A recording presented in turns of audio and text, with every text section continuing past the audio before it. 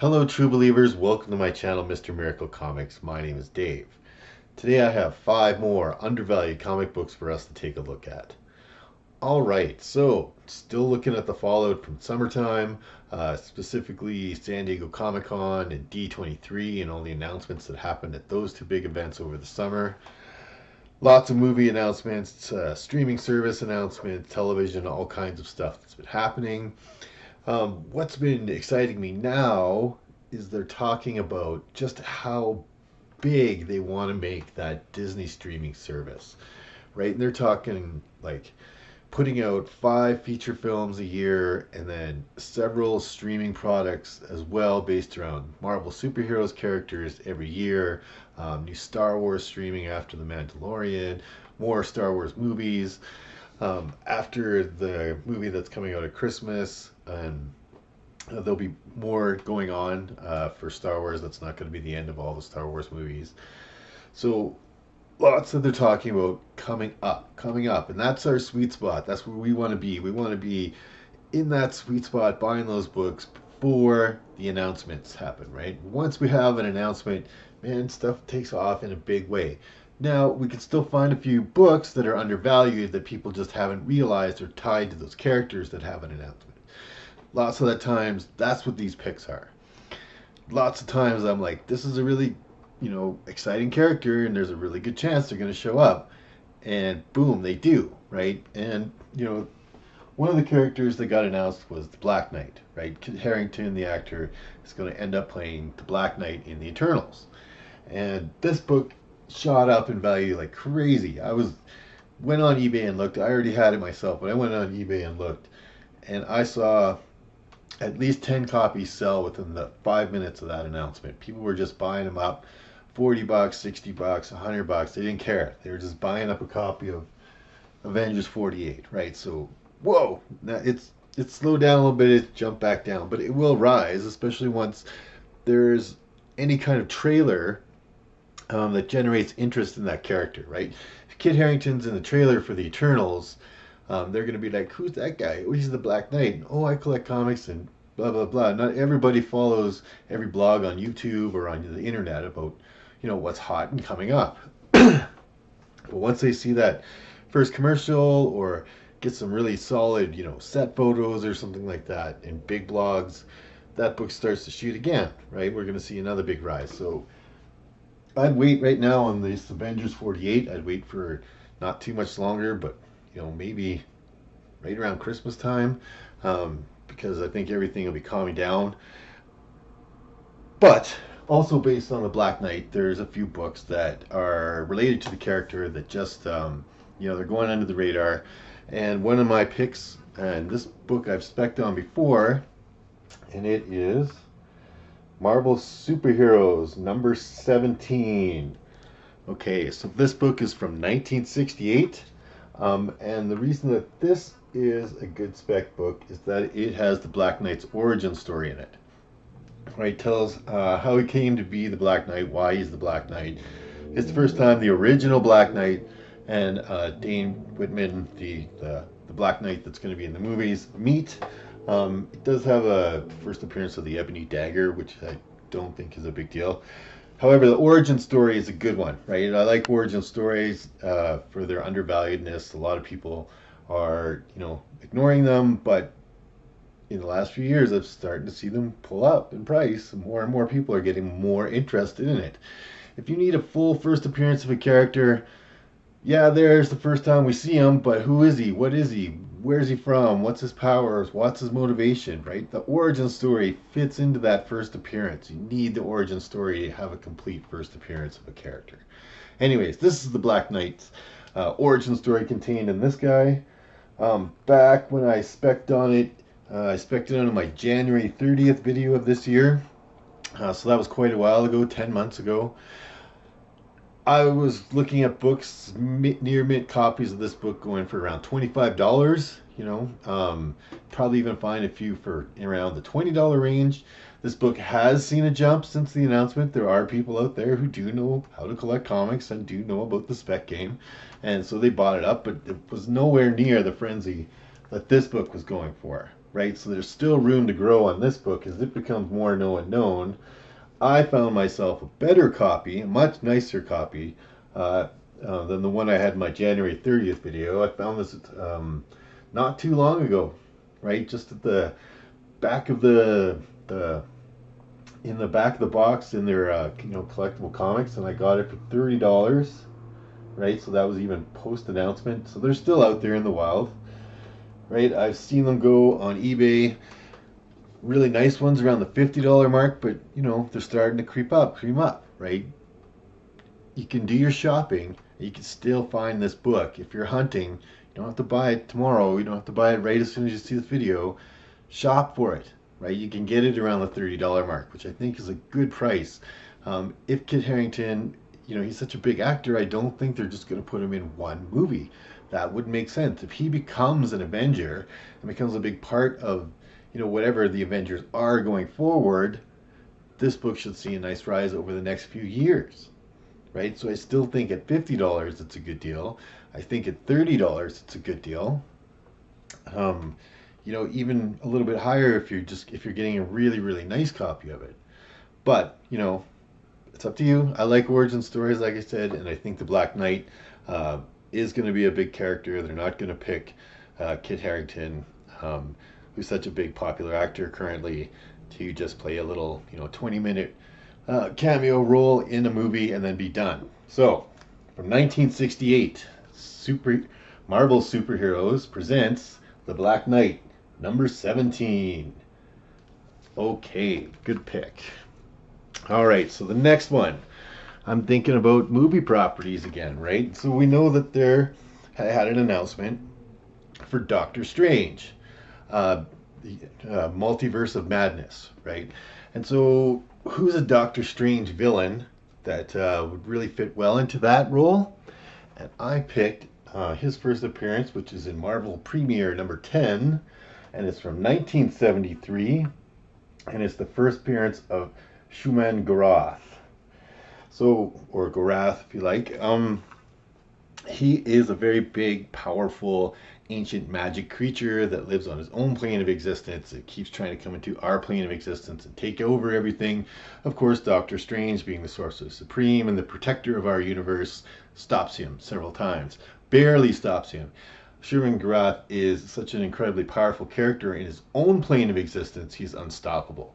Doctor Strange would have no chance against him, but he's much, much weaker when he's outside of his own plane, so Doctor Strange can use his powers and stop Shuman Gorath. Now, one of Shuman Gorath's powers is he causes madness, right? So he's from a different universe. He causes madness. He's cool looking, and he would be a wicked looking, crazy CGI character, which is, how visual the first Doctor Strange movie is. I'm 100% sure they're going to carry that over because everybody gushed about how visual it was and how crazy it was, and they're having even the title Multiverse of Madness, right? It invokes that they're going to have some crazy stuff going on in this movie. And Shuman Gorath is a crazy looking character. He's like a giant eyeball with tentacles. So I think he's a good pick to be a villain in the Doctor Strange 2 movie in some capacity. I don't know, main villain possibly, or in league with Mordo or something that's going to happen. He's a very, very dangerous villain, and his first appearance is here in Marvel Premiere number 10, featuring Doctor Strange from 1976. This is really undervalued. Possibly looking to pay between $5 to $15 for a really nice mint condition one. I keep finding them for even cheaper than that. I've got a couple copies of this book now, and I will continue to look for more because I think it's a good choice, especially if you're only putting in $5 or $10 max. I mean, I even found it one of these for $1. You can easily, see the value if he shows up to become Doctor Strange villain. This book is going to see quite a nice rise, right? So again, from 1973, Marvel Premiere. Marvel Premiere, featuring Doctor Strange number 10. All right, whew, getting there. All right, so our next book on our list, and it's from the Bronze Age as well. And this book is, I think, no, nothing to lead to this. It just seems like the character fits very well to me into what the MCU is trying to do right now. And so my pick was from 1976, and it is Marvel Presents #4. So Marvel presents Guardians of the Galaxy Into the Maw of Madness, right, from 1976. This book has a couple of first appearances. This crazy kind of ghost guy, he is like called a Karnata. He's like a universe-eating kind of guy. I'm not too interested in his first appearance. There is another character called Alita Osgord. She's interesting, but not really. Who I was really interested in their first appearance with this book is a character called Nikki Gold. Okay, I think she fits in quite well into what the MCU is trying to do with cosmic characters, female characters.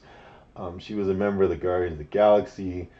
She's more modern. I see them trying to bring in more modern characters, trying to bring in that sort of audience, right? Not just play to the Bronze Age, but play to more modern comic characters as well. And I think Nikki Gold fits that really well, and especially at the price that you can find this book. This is a near mint copy that I got for I think less than $10 plus a few bucks shipping. Is that right? Yeah, plus a few bucks shipping. I bought it off eBay. So cheap, super cheap. Look to pay anywhere from $1 to $10 for a mint condition copy. I really think that Nikki Gold fits very, very well into the MCU. I think she fits very, very well into the Guardians of the Galaxy. I think it fits very well into the whole idea of what Marvel Studios is trying to do with their properties going forward, putting more diversity into it, more females, more, characters of different backgrounds and different religions from different places. So, not just an alien, but Nikki Gold, female, cosmic character, fits into the Guardians of the Galaxy. Only for $1 or $2, definitely a deal. You can find this. You can just, you're not gonna have to fight anybody for it.